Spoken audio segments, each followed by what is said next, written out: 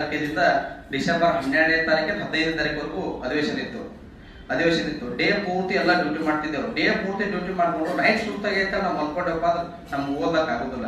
ನಾವು PS ಕನಸು ಬಿಟ್ಬಿಡ್ಬೇಕು. ಬರೇ ಕನಸು ಬಿಡ್ಬಾರ್ದು, ಕನಸು ನನಸಾಗಬೇಕು. ಅಬ್ದುಲ್ ಕಲಾಂ ಅವ್ರ ಒಂದು ಮಾತು ಹೇಳ್ತಾರಲ್ಲ, ಕನಸ ಅದು ನಿದ್ದಿಗನಸಕ್ಕೆ ಎಚ್ಚರಗೊಳಿಸ್ಬೇಕಂತ ಹೇಳಿದ್ರೆ ಹಂಗಿರ್ಬೇಕು. ಅಂದಾಗ ಮಾತ್ರ ಓದಕ್ ಸಾಧ್ಯ. ಮತ್ ನಾ ರಜಾ ಹಾಕೊಂಡು ಓದ್ತೀನಿ ಮಾಡ್ತಿದ್ರ ರಜಾ ಏನಾಗುತ್ತ ಓದ್ತಿದ್ವಿ, ಲಿಮಿಟೆಡ್ ರಜಾ ಇರ್ತಾವ, ಮುಗಿದ್ ಬಿಡ್ತಾವು. ಇವತ್ತು ನಾನು ಕಂಟಿನ್ಯೂ ಆಗಿ 10-11 ವರ್ಷ ಆಯ್ತು ಕಂಟಿನ್ಯೂ ಓದಿದ್ದೀನಿ. ನಾನು 6 ದಿನ ಬಿಡ್ತೀನಿ ಅಂತಿಲ್ಲ, ನಾನು 6 ದಿನ ಅಂತೇಳಿ 10 ವರ್ಷ ಓದಿದ್ದೀನಿ. ಇವತ್ತು ಬಂದಾಗಿದ್ದೀನಿ. 10 ವರ್ಷ ಓದಿದ್ದು ಇಲ್ಲಿ ಬಂದಿದ್ದೀನಿ ಸರ್. ನಾನು ಒಂದೇ ತಿಂಗಳು ಓದ್ತೀನಿ, 2 ತಿಂಗಳು ಓದ್ತೀನಿ, 3 ತಿಂಗಳು ಓದಗಡೆ PS ಆಯ್ತಂದ್ರೆ ಸಾಧ್ಯ ಇಲ್ಲ. ಈಗೆಲ್ಲ ಹೇಳ್ತಾರೆ, ಕೆಲವರು ಹೇಳ್ತಾರೆ 3 ತಿಂಗಳದಾಗ ಓದಿದ್ರೆ ಇಂಗ್ಲಿಷ್ ಕಲಿಬಹುದು, 3 ತಿಂಗಳದಾಗ ಓದಿದ್ರೆ PS ಆಗ್ಬೋದು ಅಂತೇಳಿ. ಅವೆಲ್ಲ ಆಗ್ಲಿಕ್ಕೆ ಸಾಧ್ಯ ಇಲ್ಲ.